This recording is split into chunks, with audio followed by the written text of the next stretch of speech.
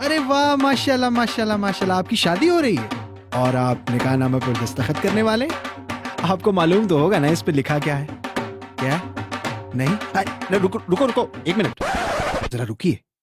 شادی ایک بہت بڑا فیصلہ ہے، اور ایک ایسا فیصلہ ہے جس سے آپ کی زندگی بدل جائے گی. یہ جاننا بہت ضروری ہے کہ ان کاغذات پر آخر لکھا کیا ہے. دیکھیے، نکاح نامے میں وہ تمام حقوق، ذمہ داریاں اور قانونی چارہ جوئی کی تفصیلات درج ہوتی ہیں جو فریقین کی آپس میں نہ بننے کی صورت میں کام آ سکتی ہیں. دو ایسے فریقین جو نکاح نامے میں لکھی ہوئی تمام باتوں سے واقف ہوں اور اس بات کی ضامن ہوتی ہیں کہ وہ ایک خوشحال اور اچھے مستقبل کی طرف قدم اٹھا رہے ہیں. ہم ابھی آپ کے نکاح نامے کے تمام خانوں کو ایک ایک کر کے پڑھتے ہیں کیونکہ یہ سب انتہائی اہمیت کے حامل ہیں. نکاح کس چیز کا نام ہے؟ دیکھیے، نکاح دو فریقین کے درمیان ہونے والا ایک معاہدہ ہے. دونوں فریقین نکاح نامے پر دستخط کرتے ہیں جس کی تحت ان کی شادی قانونی ہو جاتی ہے. شروع کے 12 خانے تو بہت ہی آسان ہیں، بالکل کسی عام فارم کی طرح، متعلقہ فریقین کے نام، پتہ وغیرہ وغیرہ. اگلے 4 خانے یعنی 13 سے 16 تک حق مہر کے متعلق ہوتے ہیں. حق مہر شوہر کی طرف سے بیوی کو دیا گیا تحفہ ہوتا ہے جو خاوند کی محبت و شفقت کے اظہار کرنے کا ایک خوبصورت طریقہ ہے. علیحدگی یا اللہ معاف کرے طلاق کی صورتوں میں خاوند کی یہ ذمہ داری بن جاتی ہے کہ وہ عورت کو حق مہر فراہم کرے اگر اس نے ابھی تک ادا نہ کیا ہو. مہر عورت کے لیے ایک طرح کی مالی ضمانت بھی ہے. شریعت اور قانون دونوں عورت کے حق مہر کو تسلیم کرتے ہیں اور اس کی ادائیگی کو شوہر پر لازم قرار دیتے ہیں، چاہے عورت اس سے وصول کرنے سے انکار ہی کیوں نہ کرتے.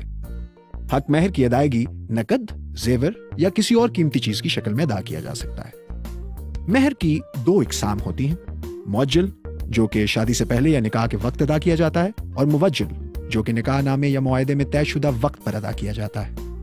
یہ حق مہر عورت طلاق کے وقت یا زندگی میں کسی اور موقع پر طلب کر سکتی ہے.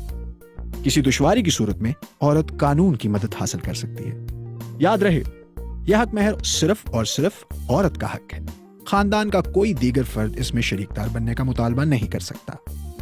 شق نمبر 17 فریقین کو کوئی بھی خاص شرائط لکھنے کی اجازت دیتا ہے، جیسے کہ ماہانہ جیب خرچ یا گھریلو اخراجات کی وضاحت وغیرہ.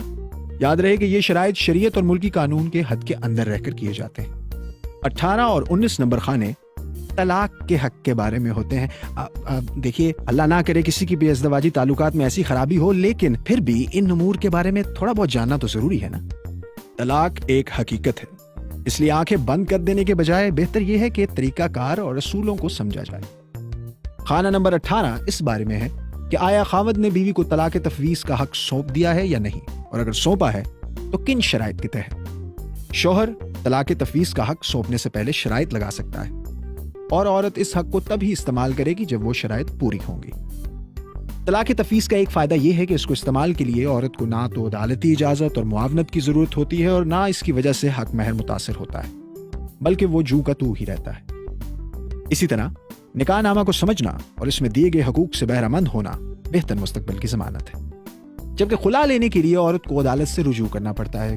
خلا کی صورت میں عدالت بیوی کو یہ کہہ سکتی ہے کہ وہ 50% تک اپنے مہر غیر معجل کے حق سے دستبردار ہو جائے اور مہر معجل میں سے 25% تک کے حق سے دستبردار ہو، مگر خلا لینے کے لیے خاوند کی رضامندی ضروری نہیں. شق نمبر 20 کے تحت بیوی مہر، نان نفقہ اور دیگر اخراجات کی تفصیلات تحریر کروا سکتی ہے، اور یہ کہ ان کو ادا کرنے کی تاریخ کیا ہوگی. خاوند مہر کے علاوہ بھی اپنی بیوی کو تحفے تحائف دے سکتا ہے، مگر وہ مہر میں شمار نہیں کیے جائیں گے. شق نمبر 20 اور 21 کے تحت عورت خاوند پر یہ شرط لگا سکتی ہے کہ جب تک وہ میاں بیوی ہیں تب تک خاوند دوسری شادی کا اہل نہیں ہوگا. تو یہ تھا نکاح نامہ. اس کی ایک ایک شق کو پڑھیے اور سمجھیے، کیونکہ آپ کے خوشحال مستقبل کا ضامن یہی نکاح نامہ ہے. اب چونکہ آپ جانتے ہیں کہ نکاح نامہ کیا ہے، ایک لمبا سانس لیجئے اور اس پر دستخط کر دیجئے. ہماری طرف سے آپ کو یہ نکاح نیک تمناؤں کے ساتھ مبارک ہو. یاد رکھیے، ایک باخبر شہری شادی شدہ میرا مطلب با اختیار شہری ہوتا ہے.